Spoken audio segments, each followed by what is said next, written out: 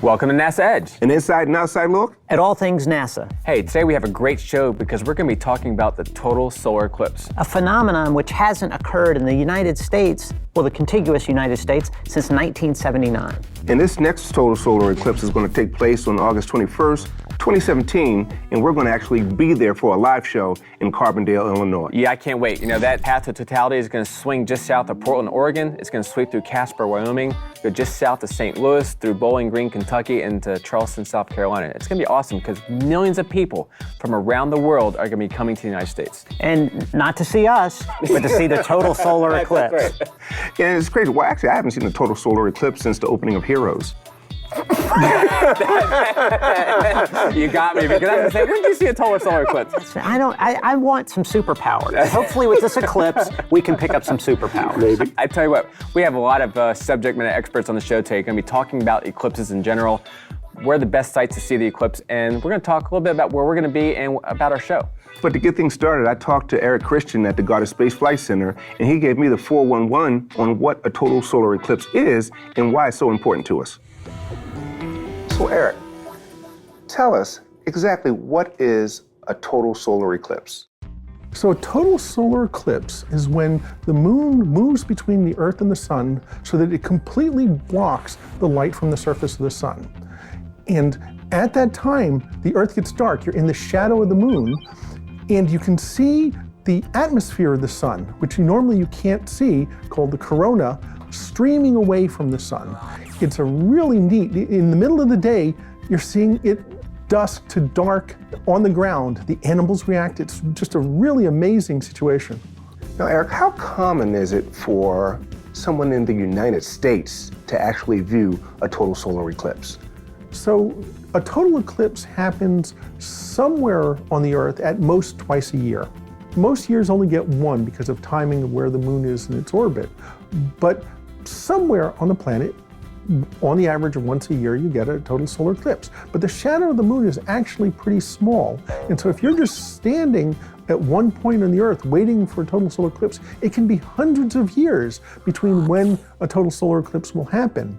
What's really neat about the 2017 solar eclipse is that even though the shadow is small, it goes right across the heart of the United States, from Oregon through south of St. Louis, all the way to South Carolina.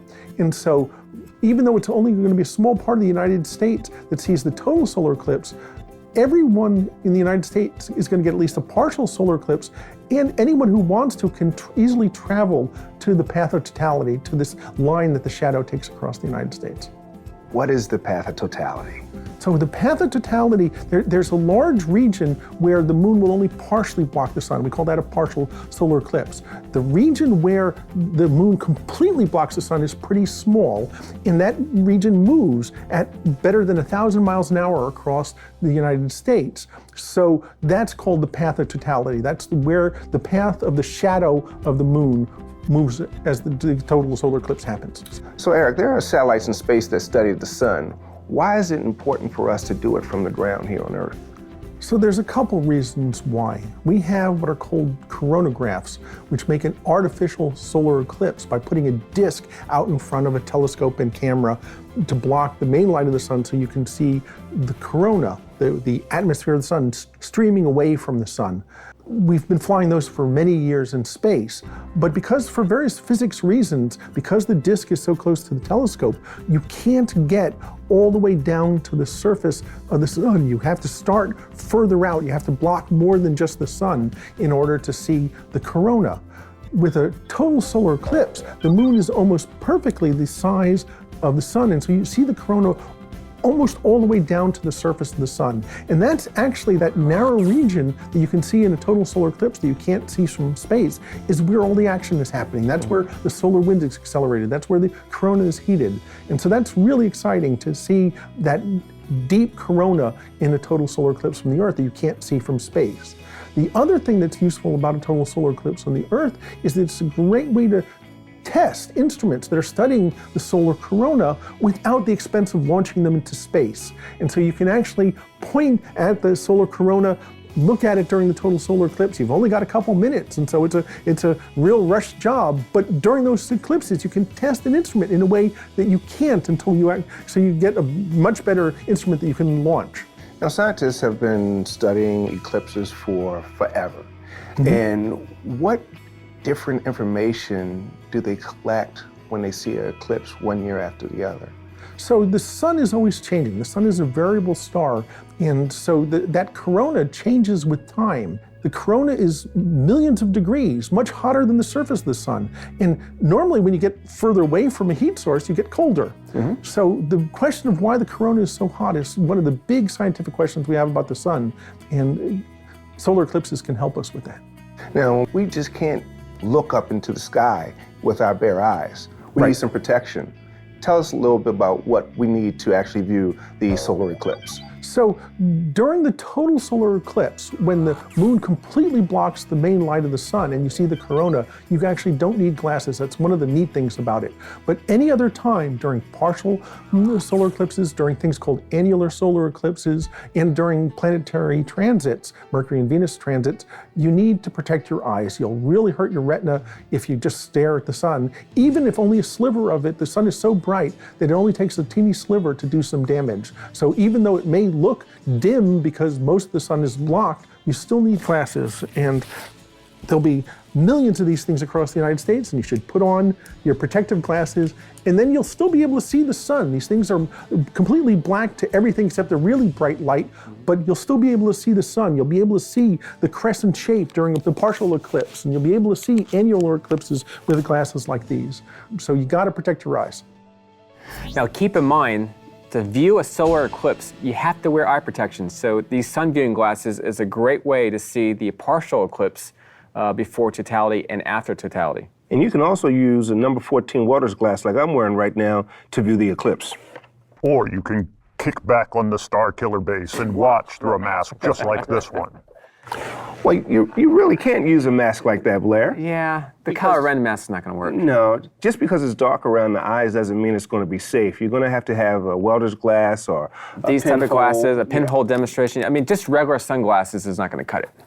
I wonder if I have a receipt for this mask. Save it for Halloween. Great idea, Chris. Fortunately, I had the opportunity to speak with Mr. Eclipse himself, Fred Espenek, who has safely seen many, many eclipses. Let's check it out. So, Fred, do you mind if I call you Mr. Eclipse? Not at all. So, how many eclipses do you think you've seen in your lifetime? In terms of total eclipses, I've been to 27 now. Wow. And I've seen probably about 3/4 of them. Is that because of weather or? Yeah, clouds. You can predict exactly where the eclipse is going to be to within a fraction of a second, but predicting the weather is a bigger challenge. And sometimes the luck of the draw, you get bad weather. Now, in terms of a total eclipse, I know what that is, a total solar eclipse. What are the other kinds of eclipses that you've seen and studied over the years? Well, the most common eclipse is a partial eclipse, in which the moon only covers part of the sun's disk. Those are interesting. They're sort of something to do in between total eclipses. Another solar eclipse type is the annular eclipse. And in some ways, it's similar to a total eclipse in that you've got the moon passing directly between you and the sun. But on the other hand, it's like a partial eclipse because not all of the sun is covered during an annular eclipse. The moon appears smaller than the sun, and you're left with a ring or annulus of sunlight surrounding the moon during the maximum phase. And the disadvantage of that is that you don't get the darkness of totality, you don't get to see the solar corona, you don't see planets in the daytime. So it's really, as far as viewing it, it's much more like seeing a partial eclipse. Now, with all these eclipses that you've seen, a few have been in the United States, but a lot of these are happening in maybe some more remote places around the world. What's the most remote location you've gone to see a solar eclipse? Hands down, Antarctica.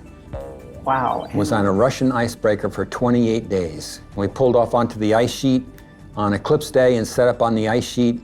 Unfortunately, we had a lot of mixed cloud that day, so we saw bits and pieces of totality through some clouds. So it wasn't the best experience from that point of view, but the change in the lighting, we were surrounded by these icebergs, and the change of the lighting, the colors on the icebergs was fabulous. Now, We're going to be at Carbondale, obviously, for the 2017 eclipse. And what I'm wondering is, I know that that's a unique situation because 7 years later, Carbondale again is going to be right on the path of totality. How frequent of an occurrence is that kind of intersection when it comes to eclipses? Well, the frequency of seeing a total solar eclipse from any one spot on the Earth is about once in 375 years. It varies a lot over that number. That's just a really average number. But to have two of them in the same place is astronomically unusual. The previous total eclipse that passed through Illinois was back in 1869, so over a century ago. Wow. And in the future, the next total eclipse in Illinois is 2153, so that's over 100 years into the future before we get another one here. Just from my limited experience, I've never seen a total solar eclipse, but from my mind, it seems like they would all be the same. What makes the solar eclipses different each time? Every solar eclipse is different. For one thing, because they happen all over the world, you're in a different country. You're experiencing a different culture, a different environment. It might happen at a different time of day. The duration of the eclipse is different from one eclipse to another. It might be 30 seconds in India, and it might be 7 minutes in Mexico. But the real major difference is that the sun's corona is very dynamic. It changes day to day, hour to hour. I mean, you look at the NASA SOHO images in the LASCO coronagraph, and you see the corona really dynamic over the time scales of each image that are taken. So imagine the difference in the corona from one eclipse to another that's separated by 18 months. They're enormously different. What is it about the eclipse that has sort of directed your life, this life goal of chasing them all around the globe? What is it about them that interests you the most? Well, there's sort of two, at least for me, there are sort of two aspects of it. One is the sort of intellectual satisfaction of being able to predict something with such precision and then see it come to fruition. But the other one is much more visceral. It's just the primal reaction of seeing the sun vanish in the daytime sky and replaced by this eerie twilight and the outflashing of the sun's solar corona, which is just the most spectacular, beautiful, natural phenomenon I have ever seen with the naked eye. It's just incredible. And no photograph, no video comes close to actually seeing it with your own eyes. Blair, while you were doing the interview with Fred, I was just actually hanging on every word. And I have to say, he's probably one of the most interesting interviews we've ever had on NASA Edge. Yeah, and I'm just thinking about the preparation that goes into an event like this. I mean, because of weather, right. He's got to be ready to go out to the West Coast and be ready to view the eclipse there, Carbondale, or even on the East Coast, and make that decision at the last moment so that he can continue his reign as Mr. Eclipse. I tell you what, that is sort of the big X factor in viewing a total solar eclipse is going to be the weather. Yep. I mean, you have to, a lot of these eclipse chasers are on point the day or two before. They don't know where they're going. It's true. So. We're going to be locked into Carbondale, Illinois, but I'm actually wondering if he actually has his own private jet so he can hop around and get to where he needs to be. If he doesn't, it's a good call. Think he has Mr. Eclipse on the side? Maybe. And speaking of being locked in, being in Carbondale at Southern Illinois University, Bob Baer, who is the co-chair of the Eclipse Steering Committee, gave us an invitation to actually come out and do the show there. And we were out there a couple months ago to check out the facilities, and we're looking for a big show there.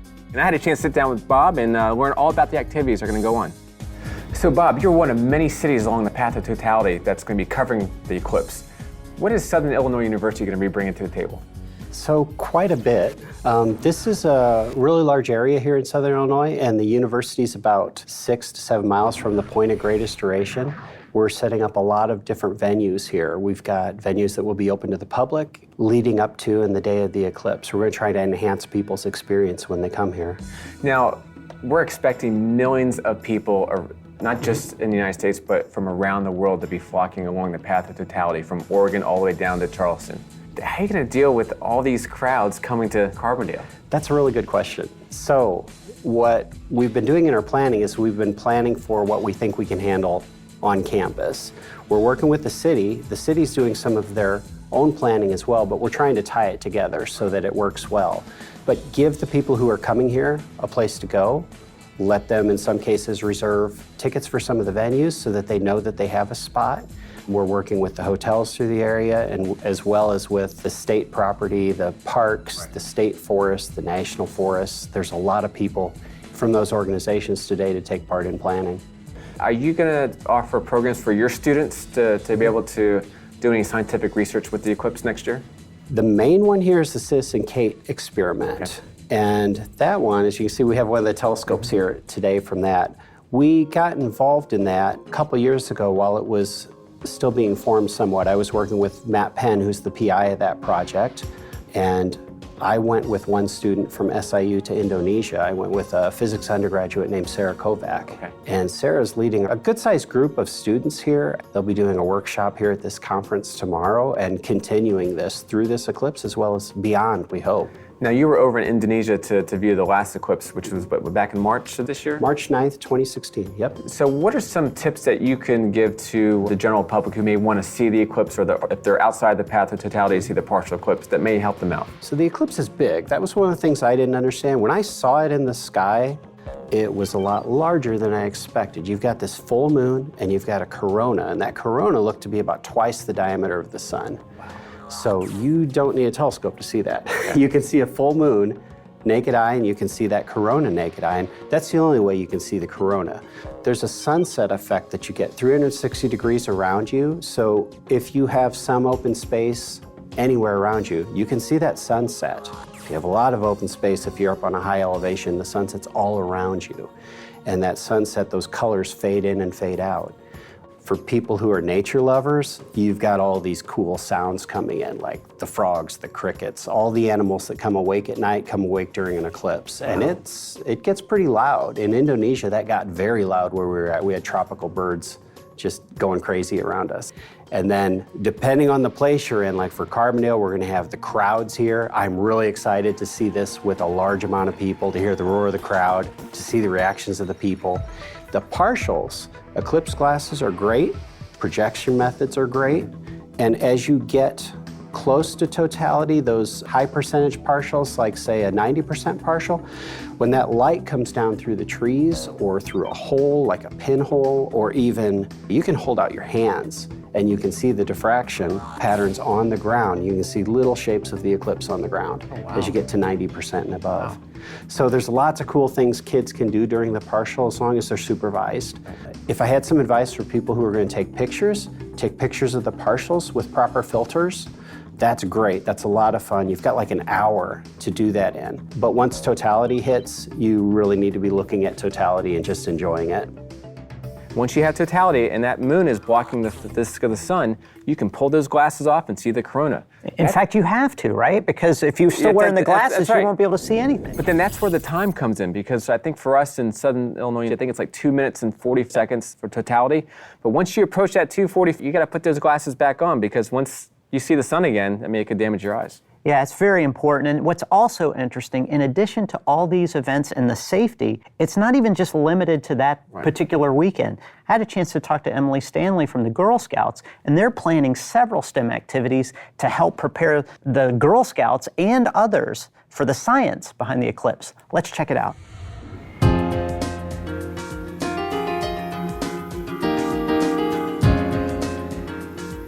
Emily, I understand that the Girl Scouts are very interested in STEM initiatives and implementing them, and I'm just wondering, how do you go about adding these STEM initiatives into the Girl Scout program? Well, we really like to incorporate all things girl-led. So girls choose what they do, and then we want to make it hands-on, because we found research-wise that girls learn better. So all our activities are hands-on, girl-led, and then they cooperatively problem solve, which, as you probably know, is important for today's working society too. That's awesome, and what a great place. I mean, being out here, you can just imagine all the science that goes on out here. What are some examples of some things that you do now for STEM with the Girl Scouts? And Girl Scouts of Southern Illinois, we have two very strong initiatives, the Outdoor Adventure Initiative and the STEM Initiative. And it's great when the two marry together, and we have a lot of environmental education. Girls get to sample water, to look at water quality, look at the flora and fauna in the camps and the areas that they're outdoors. And then with the STEM Initiative, we like to take it a little step further and have microscopes out and dip nets, and then they can classify the animals. We also like the water quality aspect because there's an opportunity to introduce a lot of chemistry. Yeah, now, how are you going to incorporate some of these themes for the upcoming eclipse into this STEM initiative? Well, we're really, really excited because we're going to have some space science badges ready by next year. Our national office is currently editing those. I think what we're going to do from a council perspective is we're going to marry the outdoor and STEM initiatives, and we're going to get the girls outside and active during the day, appreciating the planet they live on. And then perhaps in the evening do some more astronomy work, and then we're going to do some like hard science where we're looking at the rover function and programming robots that help us explore extraterrestrial areas. These are really great initiatives and activities that you're planning. How do you get them involved in all the individual groups? Do you have to train leaders? Are they already trained? How does that work?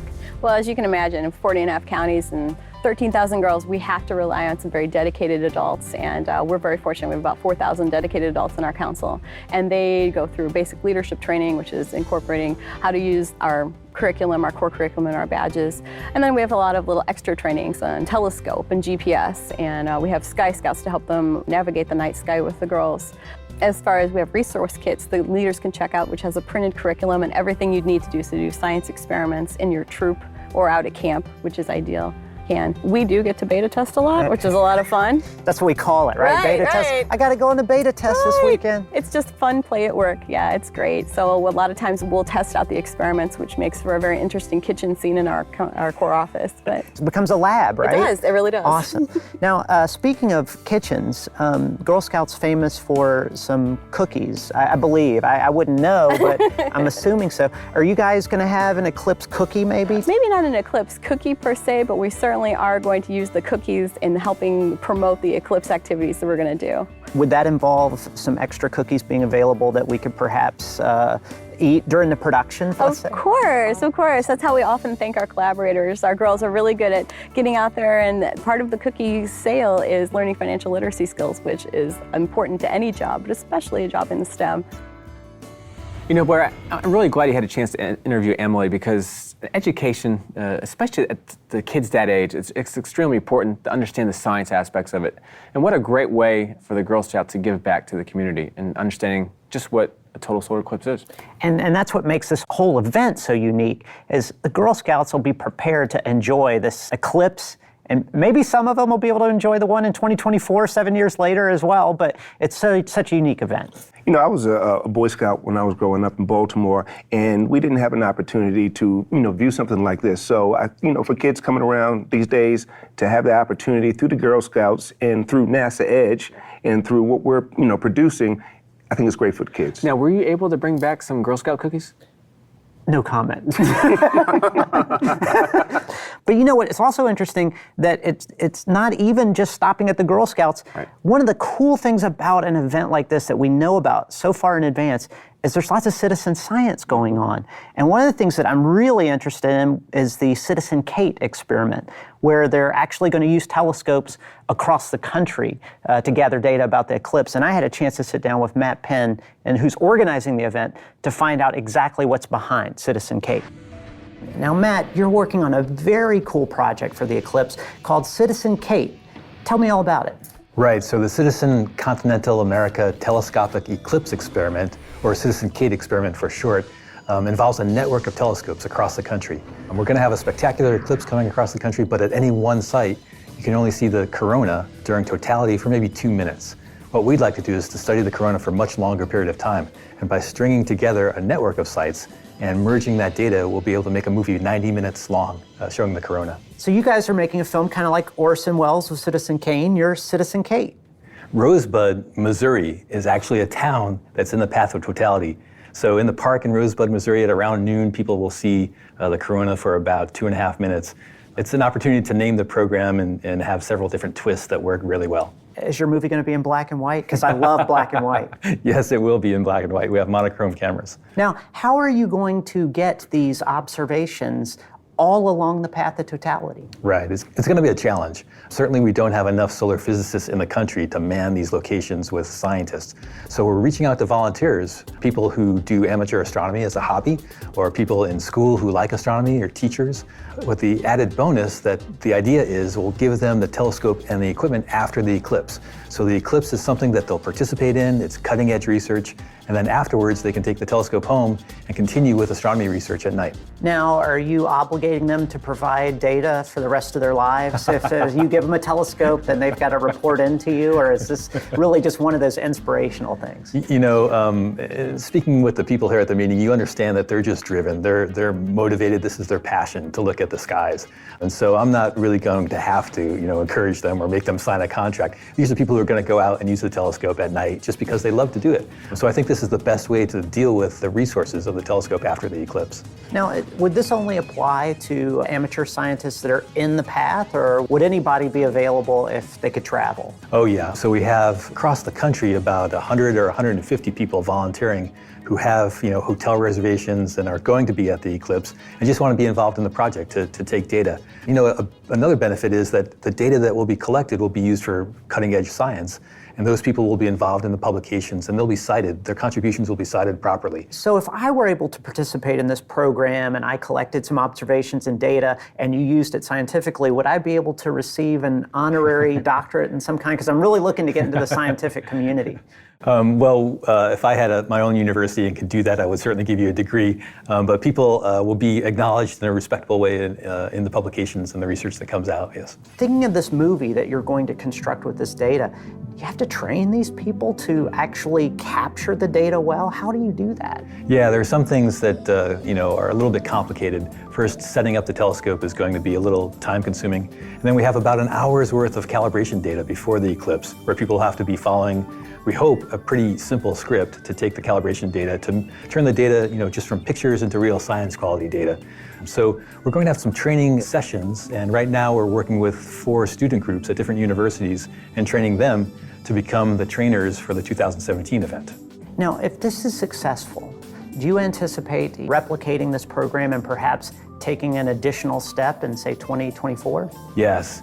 The interesting thing about this is it could also be a test case for the 2024 eclipse. That eclipse has a longer duration, which means we can collect more scientific data. And it's also exciting because it involves the entire North American continent. So we can go from Mexico through the United States and Canada. It'll be a real international affair. And we're looking forward to having another project building on what we learned from 2017. So it's kind of a global citizenship for Citizen Kate in 2024. Exactly. There are many programs. Astronomers Without Borders is one of those programs that does astronomy around the globe. And a total solar eclipse doesn't care what country it crosses. It's just going to cross the Earth. It's a nice way to unite people from different countries and have a shared experience with the sun and the moon. Matt's project is really interesting. I really can't wait to see the data and the images from the citizen scientists across the country when they put it together to make that film. Yeah, I totally agree with you, Franklin. If we weren't doing the live show, it would be cool to pick a spot along that path to totality, get one of his telescopes, collect the data for Matt and his team, and then we would be, a part of history. When are we going to talk about harvesting the sun's power for my egomaniacal purposes? Man, we're not talking about harvesting the sun. We're here to observe the beauty of the sun during the total solar eclipse. And get some science out of it. I'm just trying to get my money's worth out of this mask. You're watching NASA Edge. An inside and outside look at all things NASA. Dude, aren't you too short to be coloring? Really? We gotta break into the short jokes? He's on 2 apple boxes. I'm sitting in a chair. Come on now. I mean, what was he, like? 6'1". What? You ever seen a 5'4" Kylo Ren? Come on, man. Well, are there any 5'5" characters in Star Wars that you can think of? Ewoks. Jawas. Really? Jawas? Bad call. I'm taller than they are.